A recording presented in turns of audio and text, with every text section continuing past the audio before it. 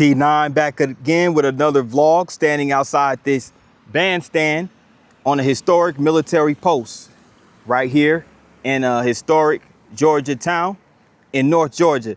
So we're going to get into this. It's going to be a historical field vlog. So buckle your seatbelt, stay strapped in, and let's go. Let's get it.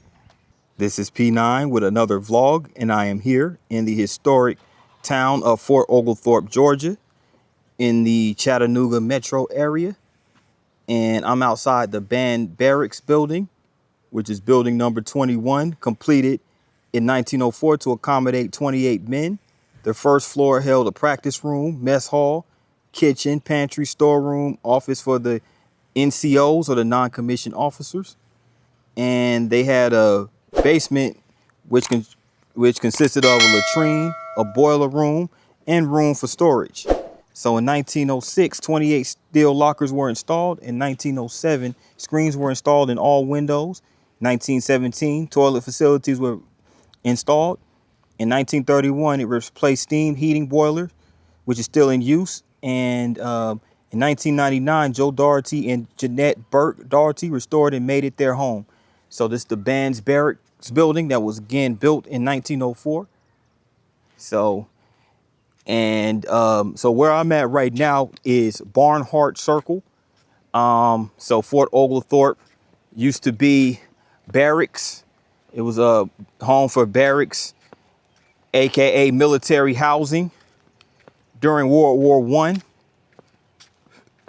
And it was built basically, this used to be land that was formerly part of Chickamauga. The history behind Fort Oglethorpe, which, by the way, is predominantly located in Catoosa County, with some parts in Walker County. 10,000 plus residents call Fort Oglethorpe home. But this was formerly an unincorporated town called Hargrave, Georgia, named for a Confederate soldier, William Hamilton Hargrave, who, along with his wife, Amelia Cecilia Strange Hargrave, owned most of the land in the area. So William Hargrave and other landowners in the area were forced to sell this property to the Army. So that's when the Army basically set up Cavalry, or set up barracks for the 6th Cavalry.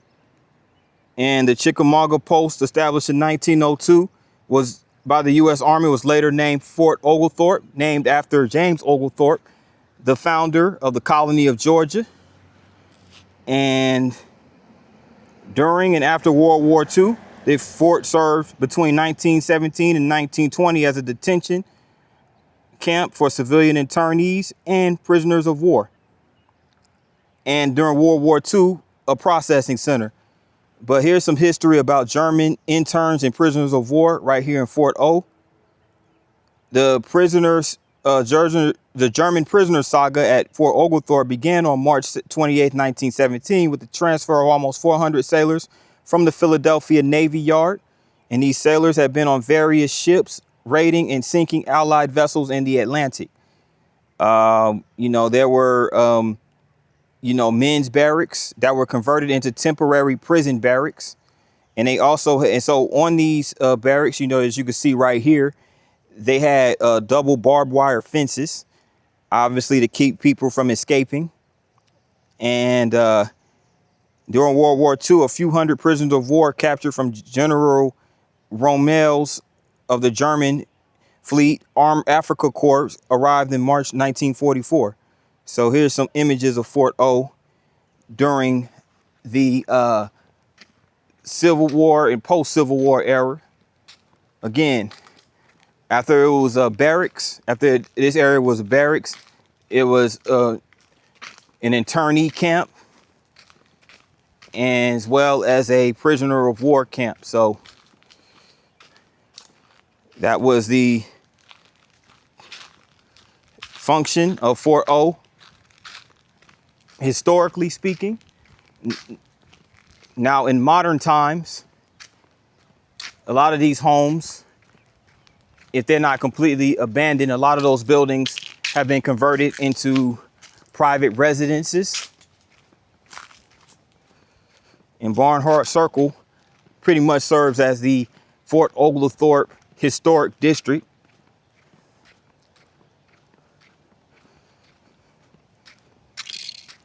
And here's a marker that talks about the sports history right here in Fort O, specifically in the military. This is the 6th Cavalry unit right here.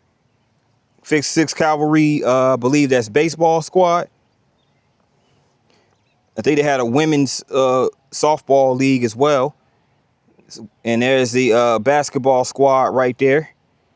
But baseball, softball, and football were among the sports played on Fort Oglethorpe's fields. Soldiers participated in gymnastics, weightlifting, calisthenics, basketball, and bowling at various other facilities like the gymnasium. In nearby woods, fox hunts were conducted by the skilled horsemen of the cavalry units, their well-trained steeds, and a kennel of championship foxhounds. There was also polo that was being participated, and the polo field in the center of Barnhardt Circle underwent various name changes before being renamed Johnston Field after Colonel Gordon Johnston, who was killed while actually playing polo. Wow, that's crazy. That's crazy. But sporting events are very important to military units. They provide physical exercise and recreational opportunities and sportsmanship as well. So a lot of characteristics that were used as far as military tactics, those soldiers could also employ those same tactics while competing in sports and vice versa.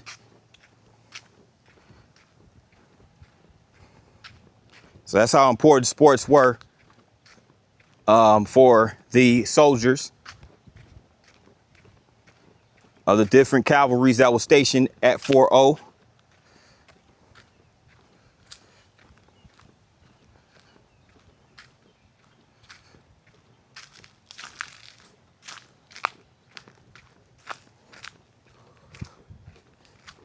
And this looks like a house right here. They may be undergoing some sort of renovations. See a ladder right there. So it might be undergoing some type of restoration or renovation or something of that sort. As you can see right over here, it goes some of the ballparks. The ballpark that sits right here at the heart of Barnhardt Circle. And during this era, during the war, you had cavalry posts that competed in horse racing, and then it was a sport that involved horses called pushball. Pushball was a favorite sport where riders and horses played a form of soccer using a ball more than 5 feet in diameter.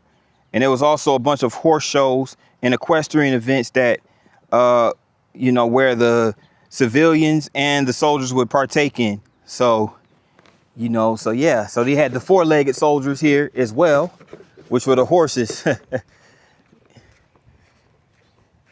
Yeah, like today, though, you have a lot of these homes that have been converted, again, from old military use, old barracks, to private residences. So I think that's really cool.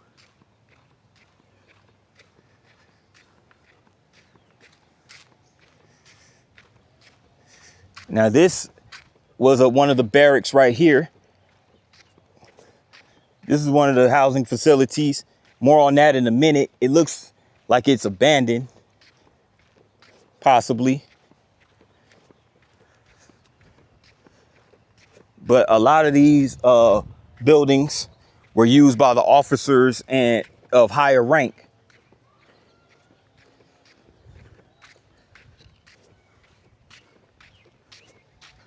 So the officers' buildings, now the southern half of Barnhardt Circle is officers' country. Most of these buildings were completed in 1904. They were smaller than the enlisted men's barracks and provided separate housing for various ranking officers. The lower ranking lieutenants and captains lived in duplexes, while the higher ranking majors, lieutenant colonels, and colonels lived in single family dwellings. And standing before the post commander's quarters was the second house at 5,500 square feet. And there was also, so you had the post commander's headquarters, and you had this over here as well, the other living quarters.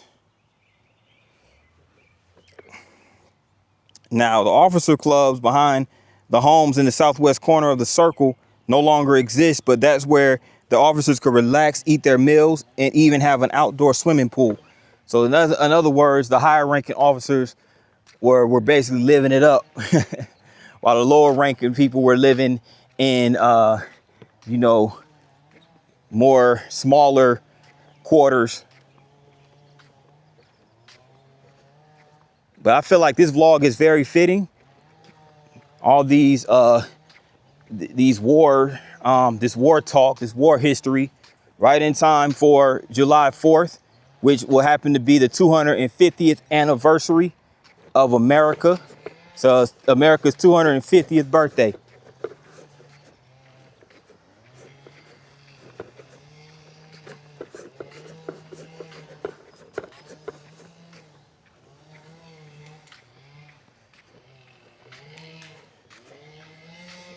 So that's it's a nice home right there, a nice house, nicely painted.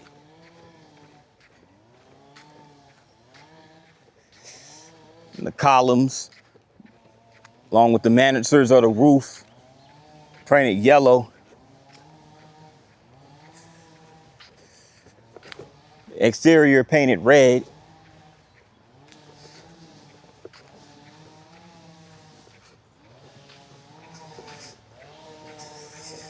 And it looks like they have some, like these barracks, some of them have been converted into like apartment buildings. Like this one looks like it's been converted into a 4-unit apartment building. Interesting. But here's a marker talking about women's roles in the Army, Women's Army Corps. And as the U.S. entered World War II, Congresswoman Edith North Rogers introduced a bill that passed and created what would become the Women's Army Corps. In 1943, Fort Oglethorpe became the third of 5 WAC training centers. It could house more than 9,000 personnel at one time, making it the largest in the country. Now, the WACs received 6 weeks of basic training, followed by specialized training. Now, the WACs were trained as bakers and cooks, military police, motor transport and mechanics, and medical assistants. And officer candidate school and extended field service training were also taught here. So here's some pictures of the women marching, the Women Army Corps. That's them in training. There's 3 of them in the front presenting the flag. The colors, as they call it in the military, the colors. And there's more images of the women. That's them doing drills, gas drills. They have the gas mask on just in case they're in a situation where there's a lot of smoke in order, or gas and stuff like that. And there's their barracks. That's the barracks that the women slept in right there. Hopefully you guys could see it. So yeah, the women played a huge part in the wartime effort as well.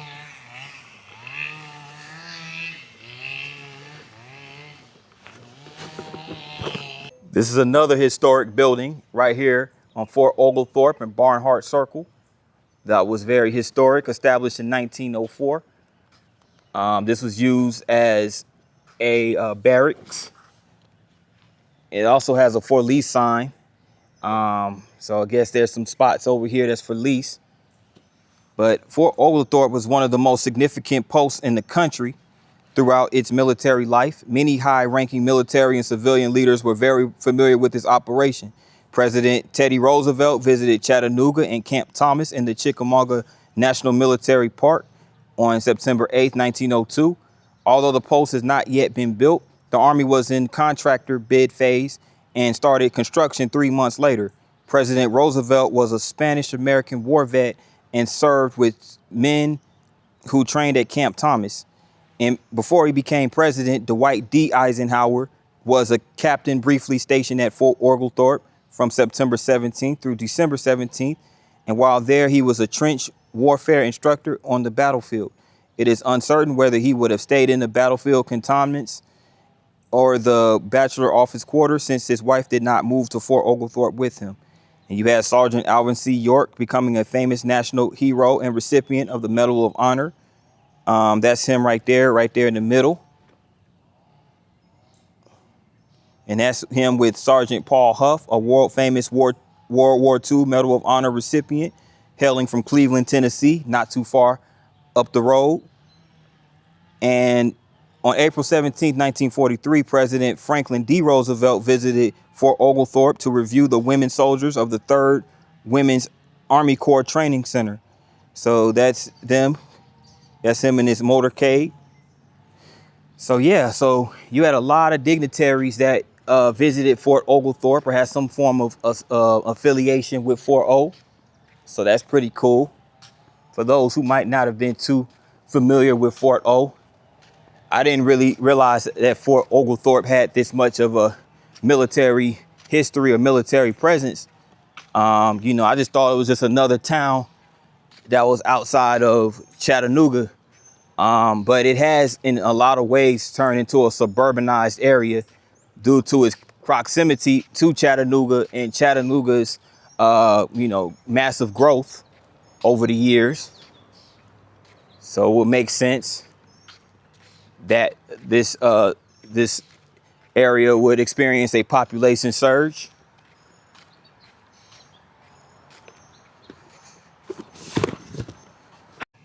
And this is a historic landmark here. This is Fort Oglethorpe's bandstand that was completed in 1904 and was a focal point of many activities and ceremonies held on post.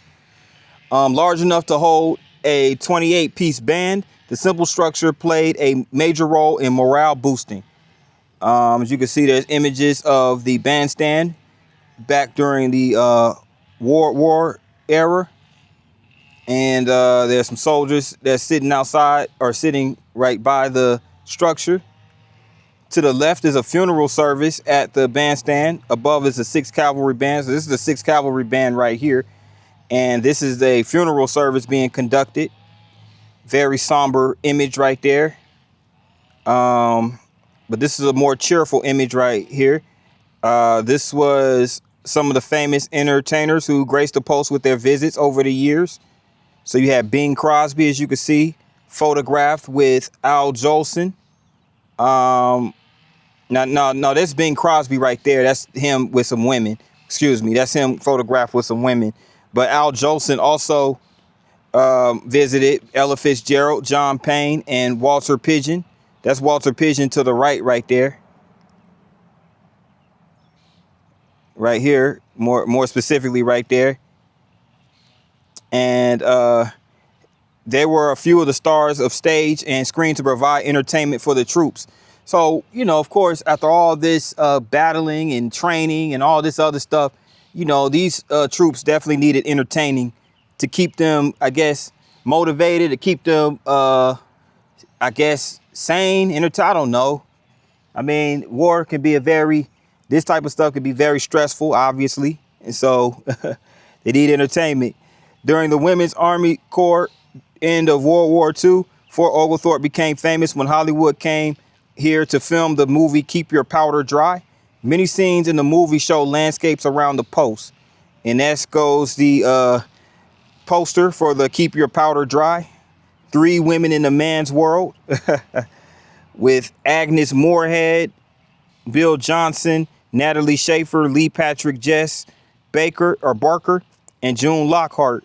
And this movie was directed by Edward Buzzell and produced by George Height. An original screenplay by Mary C. McCall.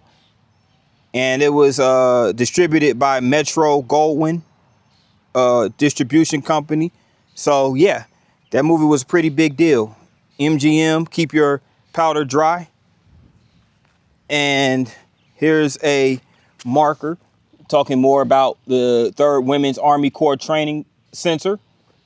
And between January 1st, 1943 and July 15th, 1945, Fort Oglethorpe was the home of the Third Women's Army Auxiliary Corps, later Women's Army Corps.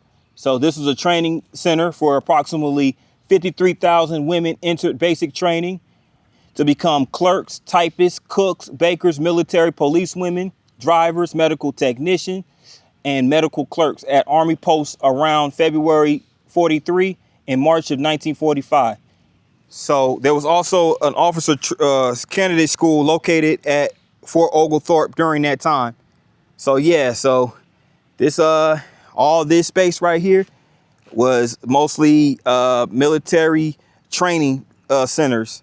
And there's the Fort Oglethorpe Visitor Center over there in the distance. But yeah, more barracks right here for Oglethorpe. For the final segment of this vlog, decided to come over here to the ball fields at Barnhardt. So this is where they have multiple ballpark facilities for the Fort Oglethorpe Warriors. That's the local baseball team. So we're gonna take a look around here. It's pretty cool that they have this ballpark. It sits right in the heart of Fort Oglethorpe. They even have this nice saying right here to symbolize the youth baseball programs here in Fort Oglethorpe. It says, "He is just a little boy. He stands at the plate with his heart pounding fast. The bases are loaded. The die has been cast. Mom and dad cannot help him. He stands all alone. A hit at this moment would send the team home. The ball meets at the plate. He swings and he misses. There's a groan from the crowd with some boos and some hisses. A thoughtless voice cries, strike out the bum. Tears fill his eyes. The game's no longer fun. So open your heart and give him a break. For it's moment like this, a man you can make. Please keep this in mind when you hear some forget. He's just a little boy and not a man yet." Ah, that's dope. That's dope. A nice little poem by Glenn Stumpy Lord. Shout out to Glenn Stumpy Lord. This was back on April 13th, 2007. It's a nice painting accompanied with a nice poem. It's pretty dope.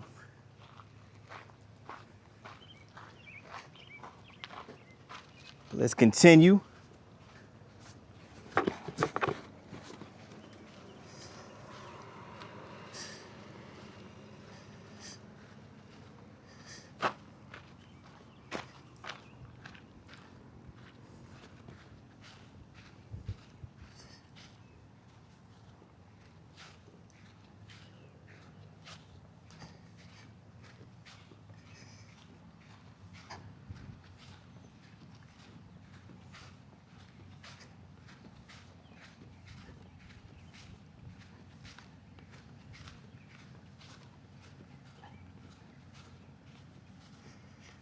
Have some more. They have another ballpark over here.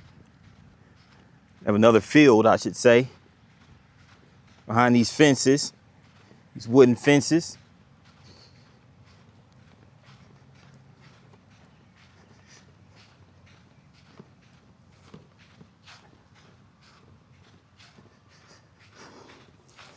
This is field number 4, called Jack Dempsey Field.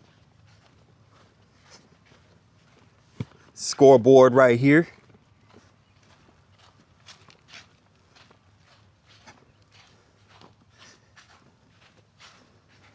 Fence is kind of tall, can't really see around it. Or in front of it, I should say, or behind it. Let me see. Raise up a little bit. There you go. There goes field number 4.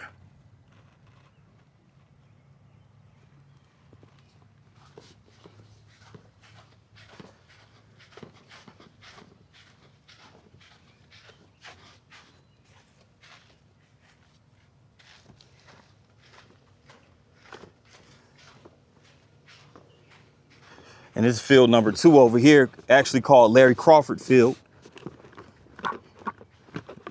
You saw glimpses of that in the drone, some of the drone footage. earlier in the vlog. So Academy actually sponsors these fields and these teams as well. This is number 3 right here. This is George Holmes Field.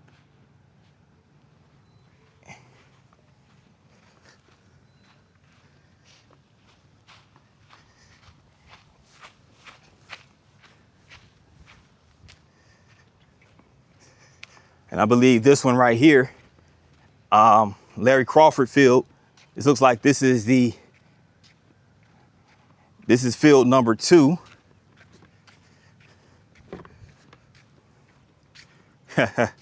Check this out. Please remember, these are kids. This is a game. The coaches volunteer. The umpires are human. This is not Major League Baseball. Oh, that's funny. That's funny. So in other words, don't take it too serious, people. Just a game. It's competitive, but we also want the kids to have fun.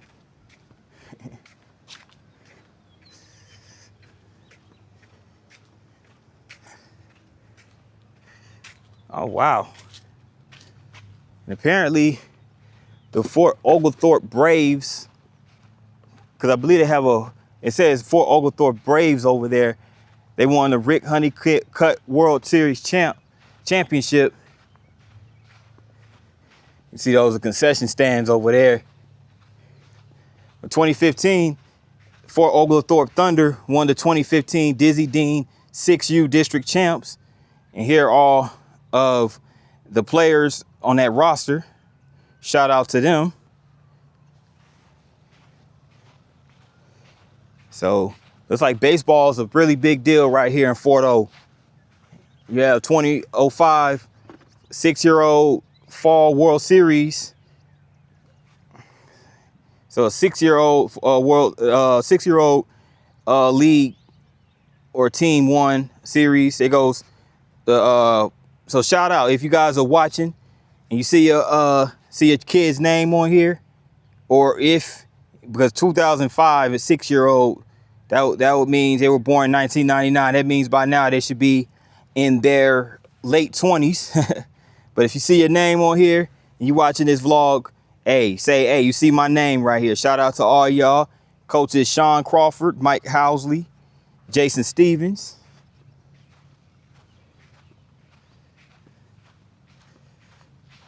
In 2025, so this was just last year, you had 2025 6U Dizzy Dean Georgia State champs. So if you see your name on here, or if you see your kid's name, your nephew, whoever, grandson's name on here, you know, hey, give them a shout out in the comment section. Coaches Zach DeBoard, Scott Guest, Spencer Wyatt, Jonathan Ariel, and Derek Delaney. Shout out to those coaches.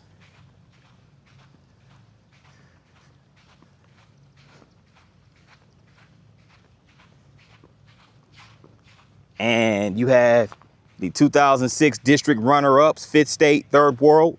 There's the roster for that team. Head coach Sean Crawford, assistants Mike Housley, James McKinley, Jeff Herbst, and Chris Eves. Okay. Very nice.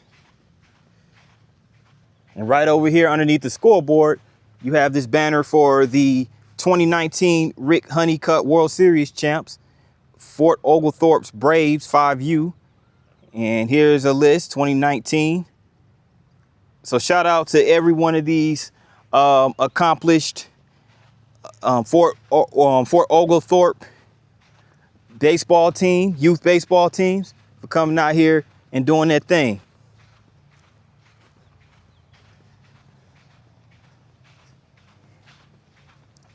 I'm gonna go take a look at the other field. This is Randall Manning Field. So this is Randall Manning Field, field number 1.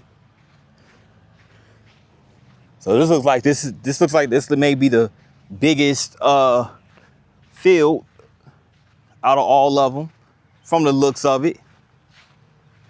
And here's some more banners. You have the 2016 Georgia Dizzy Dean District Champs. Shout out to this roster right here. Coaches Craig Crawford, Eddie Holmes, Robert Keefe, Erica Holmes, and Lamar Brown. 2015 Dizzy Dean District 1 champs. Third place Dizzy Dean State Rick Honeycutt World Series champs. So here's the coaches: Craig Crawford, Eddie Holmes, Corey Vaughn, Kyle Hodgson, Robert Keefe, and Dustin Day. Shout out to them. And here's there's Randall Manning Field 1. And here's the 2008 7-year-old district champs. So 2008, if you do the math, they were 7 years old in 08. They should be 25 years old right now. So if any of you guys happen to come across this vlog, hey, shout yourself out. You see your name on there. 4th place Georgia State Tournament B World Series runner-ups. Head coach Sean Crawford, assistants Jason Rogers, David Cordell, and Frank Letzkus.